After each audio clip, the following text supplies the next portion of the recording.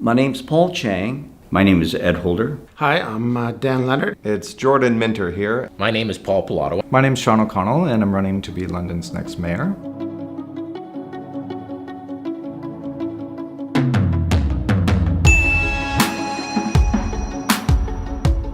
The BRT was hatched somewhere deep down in the tunnels of bureaucracy. I read the documents in 2016. When I fly from Toronto to Frankfurt, it's an 8-hour segment. And then from Frankfurt to Dubai or the Middle East is 9 hours. So you have a lot of time to read. And over several segments of flight, I read the documents. And I thought, it doesn't make sense. And then when I read the LRT, BRT segment, I came to the firm conclusion that the numbers were made up. They're pulled out of thin air. And that's when I came back and I read the third document, the BRT. And that's when the city had the chamber meeting in City Hall. And then we had the Budweiser meeting in public with all the councillors sitting on stage and city engineering saying, we know what we're doing, you can take it to the bank, $90 million for the tunnel. And it took us, the citizens, to say, you're wrong. The tunnel is not going to be $90 million. It's going to be a lot more, and here's why. So then a month or two later, city engineering came back in public and said, you know what, it really is it's not 90, it's 230 million. So I say to the people, what did you forget? Did you forget to take the dirt out?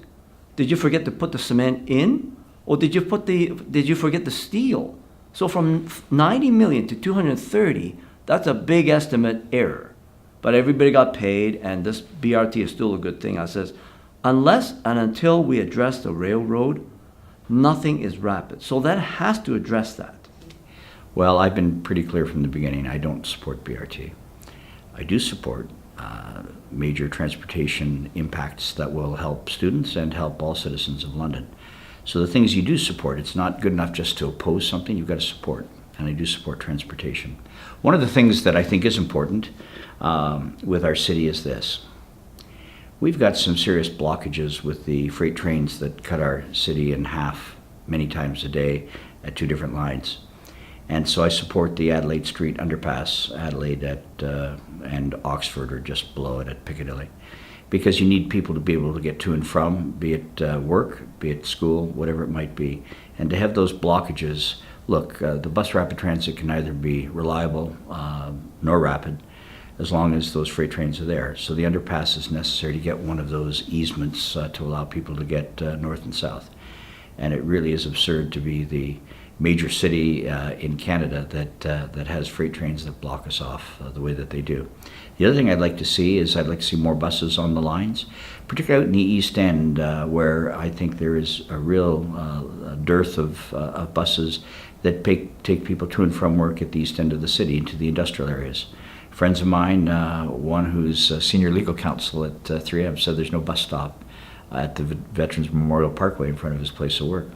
So what I don't imagine is why we can't do a better job scheduling. This isn't costing more money. We'll make some investment in busing to put more buses on the road. But why it has to be that you can't get to and from work on a timely basis.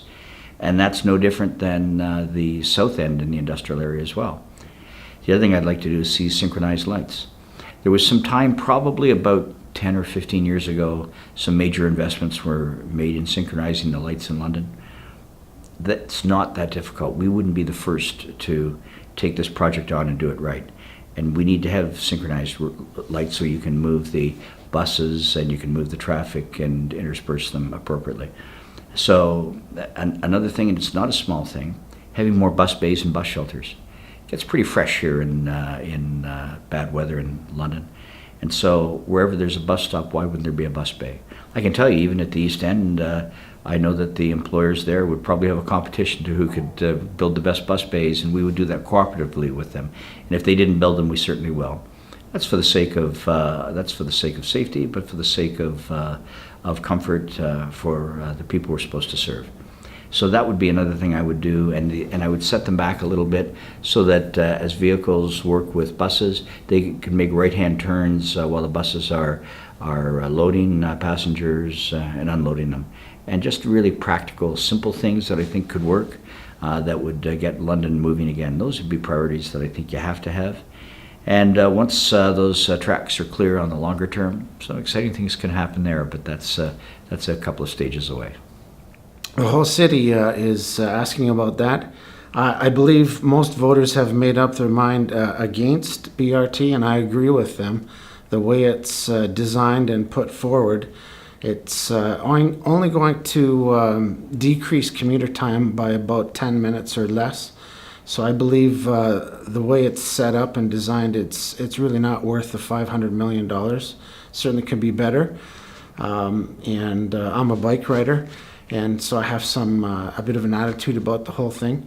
And we need more bridges and more underpasses and overpasses to make it a much more efficient, workable system.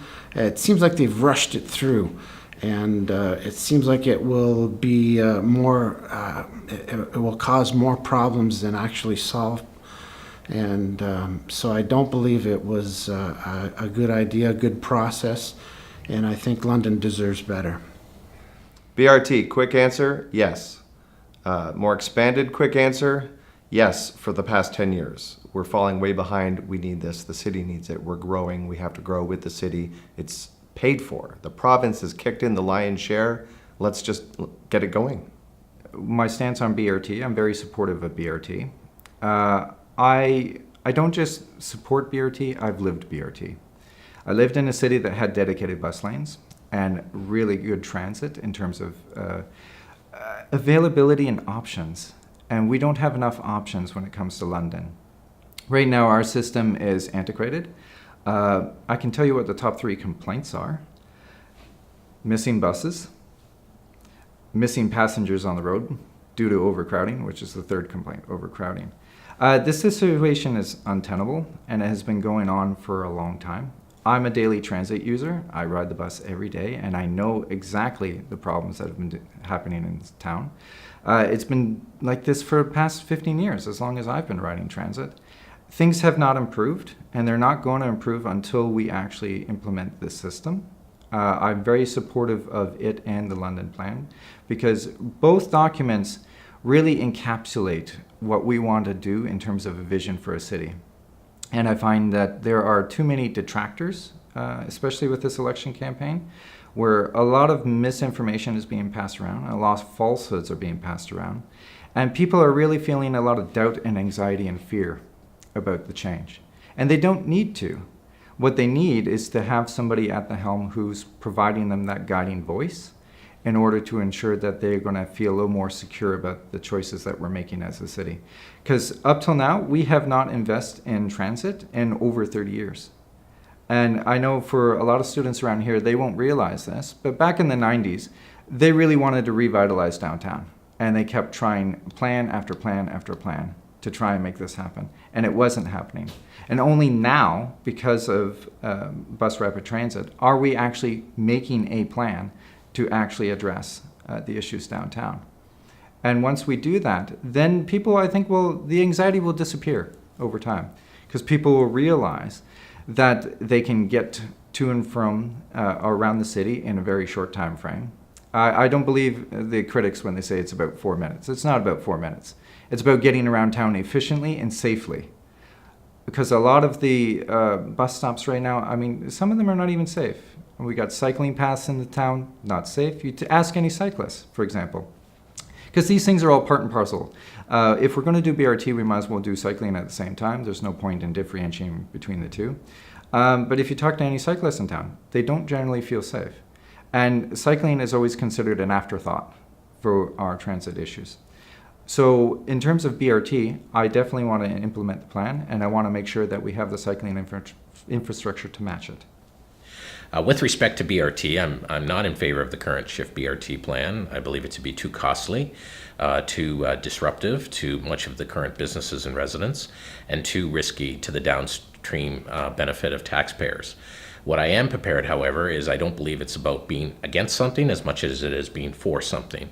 And so I am for better transit. I am for better, broader market coverage to allow to cover all aspects of the city.